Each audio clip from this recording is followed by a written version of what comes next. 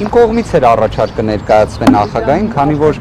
տեղեկացված էինք պարոն Գևորգյանի առողջական խնդրի մասին, նաև որոշակի հանգամանքներին, որոնք բժշկական գաղտնիք են հանդիսանում, դրանով չեմ կարող դրանք բացահայտել։ Իմ կողմից առաջարկ ներկայացվեց նախագահին, որ նիստը այսպես թե այնպես չի կայանալու։ Ես կապ հաստատեցի դատավորի կազմի հետ, ասեցի բոլոր դեպքերում պարտադիր է, որ ներկայանա, ինձ նման պատասխան չներկայացրեցին, որը նորմալ պրակտիկա է, նաև մեզ մոտ էլ է նախկինում առկա եղել։ Դուք տեղյակ եք նաև, որ որոշ դեպքերում դատախազներն եւս առհասարակ չեն ներկայացել, մեկը եղավ հենց վերջերս, մի անգամ էլ տեղի էր ունեցել իմ հիշելով հոկտեմբեր ամսին, այսինքն պատճառն էլ այն էր, ինչի չէին ներկայացել, դատական նիստը չէր կայանալու։ Օրինակ պարոն Ալոմյանը ներկայացել էր։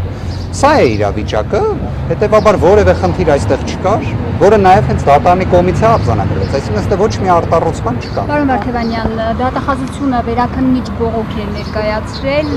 նրանք պնդում են, որ վերաքննիչ ատյանը պետք է որոշի արդյոք Աննա Դանիբեկյանը, երբ որ քրեական հետապնդումը դադարեցրել է, ճիշտ է վարվել, թե ոչ, կխնդրեի սրա վերաբերյալ ձեր տեսակետը արտահայտել։ Դատավարության յուրաքանչյուր կողմ ունի իրավունք վերաքննիչ բողոք ներկայացնելու, ուղղակի այս դեպքում կարծում եմ դա որոշակի ինքնանպատակ գործունեություն է, մի պարզ պատճառով, որովհետև ի վերջո քրեական հետապնդումը դադարեցնելու հիմքը սահմանադրական դատարանի որոշումն է, որը նաև ընկալելի եւ ընդունելի է դատախազության համար, իրենք դա որևէ կերպ չեն վիճարկում, հարցը բարձրաձայնում էին արարքի վերավորակման հնարավորության մասով, որի վերաբերյալ տեղեկացնեմ, որ հենց նույն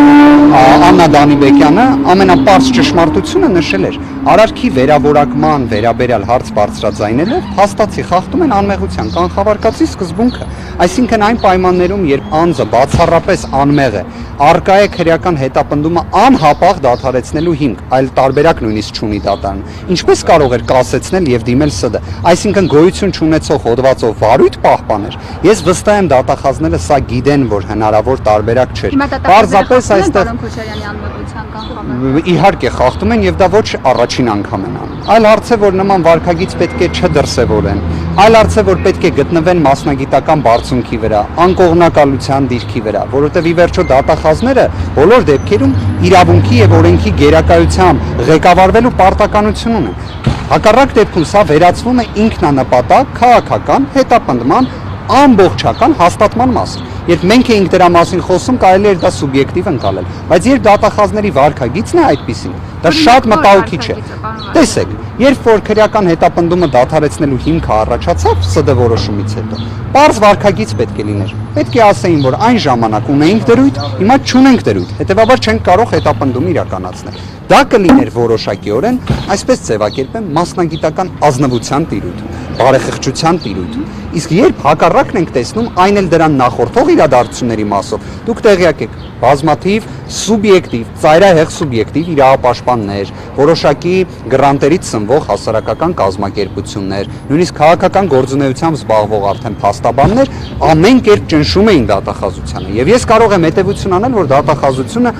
տուրք տվեց այդ ճնշումներին։ Մինչդեռ կարող էր չտալ եւ ասեմ ավելին, պարտավոր էր չտալ։ Ես սա ցավով եմ արձանագրում։ Պարոն Վարդևանյան, ձեզ մի հարց է, պրոֆեսիոնալ իրավաբան, դուք ինչ 301-ը հակասահմանադրական եւ համավեր է ճանաչել։ Մարդը պետք է այդ իրադարձությունների համար Հայաստանի նախկին ղեկավարությանը ինչ հոդված կարելի էր առաջադրել։ Ինչու եմ ձեզ հարցնում, որովհետեւ այս 3 տարիների ընթացքում գործի նյութերին հաստատ ծանոթ եք, տեղյակ եք եւ այլն ավելի շատ գիտեք, քան այն իրավաբանները, որոնք այս գործի մեջ ներգրավված չեն։ Եթե դուք խոսում եք բարձրաստիճան ղեկավարության մասին, ապա ես ձեզ վստահաբար կարող եմ պնդել հաստատապես, որ որևէ քրեական օրենսգրքի հոդվածով այդտեղ քրեական հետապնդման հնարավորություն չկար, քրեական գործի նյութերն էլ են դրա մասին խոսում։ Այլ հարց է, որ մենք ունեցանք մի իրավիճակ, որ պարզապես պետք էր գտնել ինչ-որ մի հոդված, եւ նայեք այն, որ արդեն հիմա խոսում են արարքի վերավորակման մասին, այդտեղ շատ մի կարևոր նրբություն կա։ Հարց է առաջանում, բա այն ժամանակ ինչի այդ հոդվածով չէին որակել։ Պատասխանը դրա, եկեք հատուկ ընդհանուր նորմերի մրցակցություն, այս կարելի ասել անտեղի իրավական տերմինների ձեզ շփոթության մեջ դնելու իրավիճակից զերծ մնալու համար պարզ պատասխան է։ 308-րդ հոդվածը, որով հիմա էին փորձում արարքը վերավորակել, լիազորությունների չարաշահումը, դա իրենից 308-ը չարաշահումն է, 309-ն անցումն է։ Իրենք երկուսի մասով էլ խոսում էին հարգելիներս։ Երկուսի մասով էլ 2018 թվականին վայամության ժամկետը անցած էր։ Վաղեմության ժամկետը անցած լինելու պայմաններում քրեական հետապնդում կարելի է հարուցել, բայց կալանավորում չի կարելի տալ։ Իսկ ստեղ խնդիրը բացառապես մի բանում էր,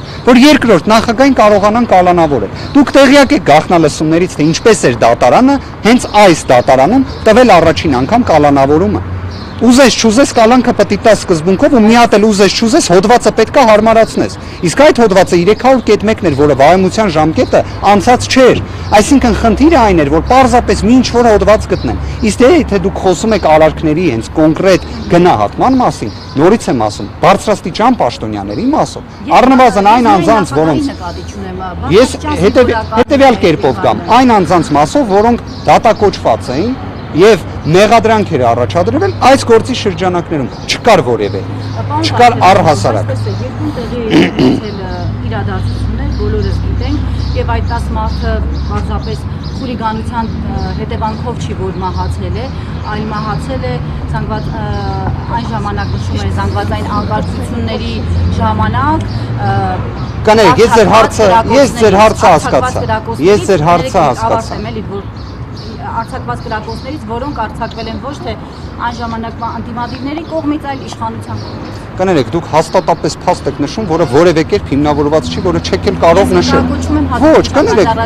կներեք, հատուկ քննչական ծառայությունը պարզապես վարկածներ է առաջ քաշում։ Եթե նման հաստատապես հանգամանք լիներ, դուք կտեսնեիք դրա վերաբերյալ մեղադրանք։ Ես ուղղակի մի բան ձեզ առաջարկեմ։ Ամեն դեպքում հաշվի առնելով նաև այն ԶԼՄ-ն, որը դուք ներկայացնում եք, եւ դրա ուղղակի դա հաստատապես հանգամանք է կապը Ամերիկայի Միացյալ Նահանգների հետ խնդրում եմ պարզապես ուսումնասիրել այն իրադարձությունները, որոնք տեղի ունեցան 2020 թվականի դեկտեմբեր ամսին, եթե չեմ սխալվում, Վաշինգտոնում, երբ խոսքը գնում էր մի քանի ցուցարարների, որոնք չունեին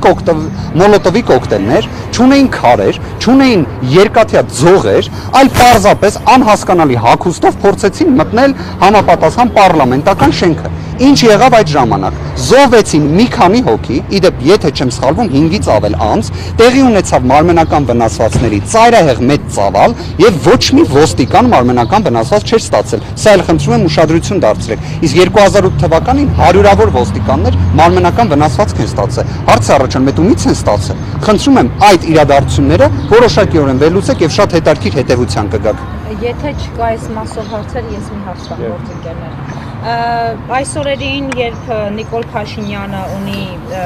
որոշների պնդմամբ շարքային քաղաքացու կարգավիճակ, իշխանականների պնդմամբ վարչապետի ժամանակավոր պաշտոնակատարի կարգավիճակը, ամեն դեպքում իրավաբանական համույթը իր ձևակերպումը ունի, եւ որի մեջ դուք եք նաեւ մաս կազմում, պարոն Վարդևանյան, դուք ասում եք, որ չկա վարչապետի ժամանակավոր պաշտոնակատար հաստիկ, այսպիսի եզրույթ որևէ օրենսգրքում չկա։ Ես փոխհատուցումից եմ պահանջելու, պարոն Վարդևանյան։ Բայց կարծես ես չեմ մեղավորը։ Բայց կարելի է քննարկել։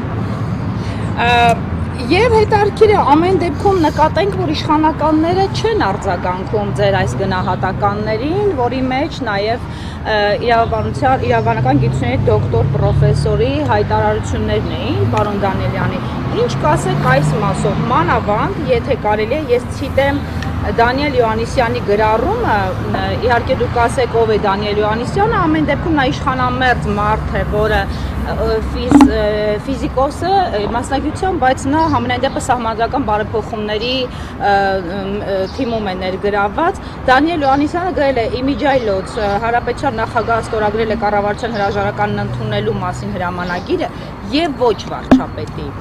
քանի որ չկա վարչապետի հրաժարական տալու կամ ընդունելու մեխանիզմ։ Թույլ տվեք ձեզ ընդհատեմ։ Կառավարության հրաժարական։ Թույլ տվեք ձեզ ընդհատեմ, ես ամեն դեպքում չեմ խոսում Պասկալի, Նյուտոնի կամ Էյնշտեյնի մասին եւ վերլուծություններով հանդես չեմ գալիս իրենց կողմից կատարած գործունեության եւ որոշակի արդյունքների վերաբերյալ։ Հետեւաբար կարծում եմ, խնդրում եմ, նույնիսկ առաջարկում եւ հորդորում եմ նման անձանց չցիտել իրավաբանական հարցերի վերաբերյալ, առավել եւս սահմանադրաիրավական բնույթի հարցերի, մյուսները լուռ են մի պարզ պատճառով, որովհետեւ օրինակ բերեմ, ինչ կարող են ասել, եթե Հայաստանի Հանրապետության որևէ իրավական ակտով վարչապետի ժամանակավոր պաշտոնակատար կարգավիճակ գոյություն չունի։ Ինչ ասեն գոյություն ունի։ Եթե գոյություն չունի, ինչ կարող են ասել։ Սա առաջին, երկրորդ։ Ի վերջո Դուք կարգավիճակների մասին եք ասում, ես գիտեմ այն կարգավիճակը, որը ունի այսօր Նիկոլ Փաշինյանը։ Դա վարչապետի տեխնացուի կարգավիճակն է։ Իդեպ վարչապետի տեխնացուն ըստ օրենսդրության ունի նաև որոշակի երաշխիքներ անվտանգության մասով այն ժամանակահատվածում, երբ վարչապետի տեխնացու է։ Այդ առումով ես որևէ խնդիր չեմ տեսնում։ Բայց այն, իդեպ ինքնին տեխնացու լինելով, երբ ազգային ժողովի խմբակցություն կամ падգամավորների մի խոսքով 1/3-ը առաջադրում է տեխնացուի, այդ ժամանակ ինքնին օրենքի ուժով նման կարգավիճակը որոշակի երաշխիքներ է օժտում։ Բայց ինչ վերաբերում է այլ հանգամանքներին, այդ տեսեք, եթե օրինակ ոչ թե ֆիզիկայի մասնագետ, այլ սահմանադրական իրավունքի մասնագետը խոսեր, ապա այդտեղ մի առանձնահատկություն կա։ Կառավարության հրաժարականը ընդունվել է որ հիմքով։ Իսկ հիմքը հանդիսանում է հարգելի գործընկերներ, վարչապետի հրաժարական, այսինքն վարչապետը ինքը հրաժարվել է։ Եկեք տերմինաբանությամբ նայենք, ինչ է նշանակում հրաժարվել։ Դա նշանակում է հրաժարվել է աշխատել, հրաժարվել պարտականությունների կատարումից։ Իդեպ, դուք նաև եթե նկատել եք, ես ինքս նկատել էի։ Դուք մի քանի հարց տվեցիք գլխավոր դատախազին մի քանի օր առաջ։ Գլխավոր դատախազը այս հարցի վերաբերյալ հետարքիր արձանագրում կատարեց։ Վերջինս նշեց, որ այստեղ կա սահմանադրաիրավական վեճ։ Այդ տեսեք ամեն դեպքում գլխավոր դատախազը իրավաբան է, ֆիզիկոս չէ։ Դրա համար գլխավոր դատախազը նման գնահատական է հնչեցնում, որ առկա է սահմանադրաիրավական վեճ, որը կարող է լուծվել սահմանադրական դատարանում։ Ես եւս իդեպ այդ կարծիքը հաստատեց ձեր կարծիքը, որ առնվազն չհերքեց այն մտահոգությունը, որը կա, որտեղ հերքել կարող է միայն սահմանադրական դատարանը։ Բայց այստեղ ուղղակի այնքան ակնհայտ հարց է, որ նույնիսկ սահմանադրական դատարան դիմելու միգուցե անհրաժեշտություն էլ չկա։ Իսկապես հարցը այդ աստիճան ակնհայտ է։ Ինչի համար ենք մենք հերթական անգամ տեսնում սահմանադրության նկատմամբ նման ոտնձգություն, ես դրա պատասխանի հասցեատերը չեմ բնավ։ Բայց նաև մի բան էլ ասեմ, կրկին, գլխավոր դատախազին մեկը ձեր գործընկերներից առաջարկեց հրաժարական տալ, վերջինս ինչ ասեց։ Հրաժարական տալիս են, երբ կա անհնարինություն գործողությունների կատարման, երբ այլևս չկա այն վճռականությունը գործողությունների կատարման, բա հենց հրաժարական ներկայացրել է Նիկոլ Փաշինյանը։ Պարզ է չէ, որ ուրեմն այդ հիմքերը կան։ Եթե այդ հիմքերը կան, դա պետք է ունենա հետևանք։ Դուք պատկերացնում եք, ես հիմա ենթադրենք, ասեմ, ես հրաժարվում եմ դատարանում ներկայացություն իրականացնելու իմ պարտականություններից, բայց շարունակում եմ մնալ որպես պաշտպան։ Դուք կասեք ինչ նույն օրերին մեկ այլ նախարար Պաշտպանի պաշտոնակատար վարչապետ Փաշինյանը նրան սոցիալ նախարարի մասին է խոսքը։ Բնական է, որովհետև հրաժարական էր տվել, հրաժարականից հետո բնական է, չէ՞ որ հետևանք է վերահասնում։ Դուք եթե ձեզանից ցանկացած է, եթե հրաժարվի իր պարտականությունների կատարումից, բայց դրանից հետո իրան ասեն, չէ, դու պետքա շարունակես կատարել, դա կլինի հարկադիր աշխատանք։ Իդեպ մի հետարքիր բան էլ ասեմ, իդեպ այս կարծիքին աջակցողներից մեկը կարծես թե եղել է 2018 թվականին հենց նույն Նիկոլ Փաշինյանը եւ ինչ որ իրավաբաններ։ Նկատել եք հարգելի գործընկերներ, մինչ օրս պարզ չի, ովքեր էին այդ իրավաբանները։ Մինչև հիմա չեն խոսում, օրինակ ինձ այնքան հետարքիր է, 18 թվին ովքեր էին այդ միտքը ասել, որ վարչապետի հրաժարականից հետո չի կարող լինել պաշտոնակատար։ Այսինքն ոնց կարող է այդպիսի իրավիճակը լուրջ ընդունվի ինչ որ մեկի կողմից։ Այսքանը հարգելի գործընկերներ, նախագահն ամեն դեպքում ասել է, որ իրավաբանները սահմանափակում չկա նրա պաշտոնավարման հետագա ընթացքի հետ կապված, այսինքն Վլադիմիր Վարդանյանի հետ այդ հարցում համաձայն եմ, սահմանության մեջ ուղղակի արգելք չկա, բայց կխնդրեմ, որ ինքը նաև ուսումնասիրի, ինչ է իրենից ենթադրում վարչապետի հրաժարականի հիմքով կառավարության հրաժարականը, որովհետև կներեք, կառավարության հրաժարական կարող է լինել նաև օրինակ կառավարության վստահության չարժանանալու դեպքում ազգային ժողովի կողմից, կառավարության ծրագիրը ենթադրենք չհաստատելու կողմից, բյուջեի հետ կապված հարցերը, դրանցից յուրաքանչյուրի դեպքում չկա վարչապետի հրաժարականի կամքը։ Այդ դեպքում, որ ինքը մնա պարտականություններ կատարող, ես օրինակ այդտեղ տրամաբանություն կտեսնեմ, բայց երբ անձը ինքը հրաժարական է տվել եւ այդ հիմքով է կառավարության հրաժարականը հաստատվել, լրիվ այլ իրավիճակ, լրիվ այլ։ Իսկ եթե չի ստորագրվել նրա հրաժարականի դիմումը եւ իր եւ հանրապետության նախագահի կողմից, որտեղ այսպիսի վարկածներ են շրջանառվում։ Ես գիտեմ մի բան, որ հրաժարականի վերաբերյալ պարտադիր չէ հենց գրավոր այն ներկայացնել, կարող է հրապարակավ ներկայացնել, այս դեպքում դա կա։ Եվ հրամանագիրը արդեն նախագահի հրամանագիրն ընդունվել է։ Իհարկե։ Հենց հիմքն էլ բարձր բոլորը ինչն է եղել։